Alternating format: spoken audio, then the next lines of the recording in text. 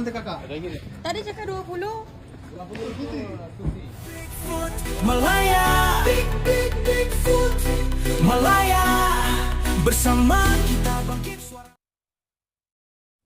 Okey korang, melalui video Tita Sherry, dia telah berkongsi pengalaman real dekat Bukit Indah Ampang. Plan asalnya pefena mashed potato chicken chop station. Tengah cari parking, nampak car wash dengan banner besar. Media wash RM50. Sherry pun tanya bangla tu, cuci berapa? 50 ke? Dia jawab, ini 20 lah kereta. Okey, settle. Sherry siap bagi watermark remover naklah berikat cermin. Tanya boleh ke? Ada charge ke? Bangla tu angguk faham bahasa kita. Siap tanya cara guna. Ingatkan clear. Tengah makan dalam food court, bangla tu datang cari. Wajib butiran Fing. Dia kata cash only. Si Sherry ni cashless. Nasib baik cousin ada cash RM20. Lepas tu dia pula kata RM50 kakak. Terkejut dia. Sherry pernah basuh kereta merata. Detailing spa. Tak pernah kena macam ni. Ada pula selalu pasang ubat nipas bagai. Kalau charge upas RM10 pun okey sebab extra kerja. Tapi ini RM30. Katanya 3 orang buat. Last kali kata RM20 tu duit makan di orang. Berempat. Bagi makan orang tak kisah. Tapi kenapa tak tanya masa deal? Visi pun tak keluar. Immigration Malaysia, KPD, NKK, Majlis Pembenaran Ampang Jaya patut pantaulah car wash bangla macam ni. Listen alert gang.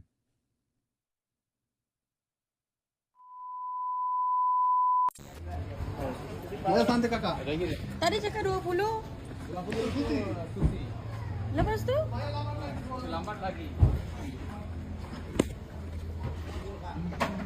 Ini lain kah? Lain kah ruas ini? Buat 80, 70. Ini semua murah sudah. Tengok. Sebab tu saya tanya tadi berapa. Tengok 3 orang main lah kuat mungkin cakap. Ini barang. Iya kot. Sana balik lah. Ini barang. Timbat sana.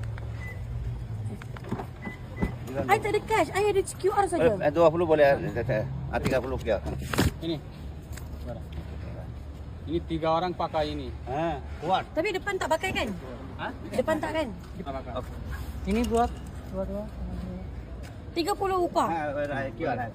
30 kira. Siapa sampai orang makan ini. Sini kira. 35 lah. 35 lah bayar. Dah semua 50. 35 lah. Tadi surat tanya dia kata 20. Boleh kalau ni?